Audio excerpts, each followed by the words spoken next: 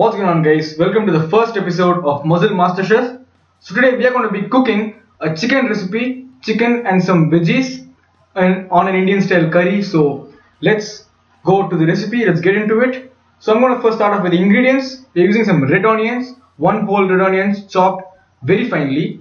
After that we're using some vegetables. We're getting some beans, and then we're getting some carrots finely chopped, and then some chicken. I have 300 grams of boneless breast piece chicken here. After that, some seasonings. I have some turmeric powder, some black salt, some garam masala, and some other Indian spices, and then some tomato puree. After that, we have some soy sauce. These two are going to give you guys a very good flavoring. So in the beginning, we have the chicken breast here cut into very small pieces, and then I'm going to add the seasonings here. I'm adding some garam masala, and then I'm adding some biryani powder, and then I'm adding some black salt. So all these are going to be, we are seasoning this beforehand, before we cook the chicken, so that all the spices get in the chicken and then they get marinated for a while. So put all the spices, and then you can also, please feel free to add whichever spice that you like. If you like chili powder, add some chili powder. If you like chaat masala, add some chaat masala. So put all these flavorings into a chicken, raw chicken, mix it and then marinate it for a while. 15 minutes is a good time. You can also marinate it for more than 15 minutes. If you have a lot of time, marinate it and then put it inside a fridge, right? So that it will absorb all the flavor. So this is how the marinated chicken looks. So make sure you marinate beforehand. Put the burner on, put it on high. You're using a non-stick pan here. The reason why you're using a non-stick pan is because we can add very less oil. I have added around 2 tablespoons of oil here. I'm just using normal sunflower oil, but if you want to go to a much healthier approach, make sure to add olive oil. So I'm first sauteing the onions. I'm going to saute the onions until they turn their color. I'm also adding some beans and carrots right in the beginning, because beans, carrot and onions, they pretty much take the same time to cook. So we're adding everything together, sauteing it until they become they change their color, they become a bit crunchy, I would say.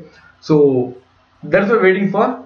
Spread it on the pan so that it absorbs the heat evenly. So this is how it looks. So after this, we're going to be adding some spices. I'm going to start off by adding some black salt. Now keep in mind that the chicken is already flavored, so don't add a lot of flavorings. Add just enough flavorings to flavor the vegetables alone, because the chicken is already flavored. Make sure you add some turmeric. The turmeric is going to help you to get the raw taste out of the chicken. So keep that in mind. Just a tip for you guys. Whenever you cook any non-veg item, make sure you add some turmeric in it. That is going to help you get the raw smell out of it.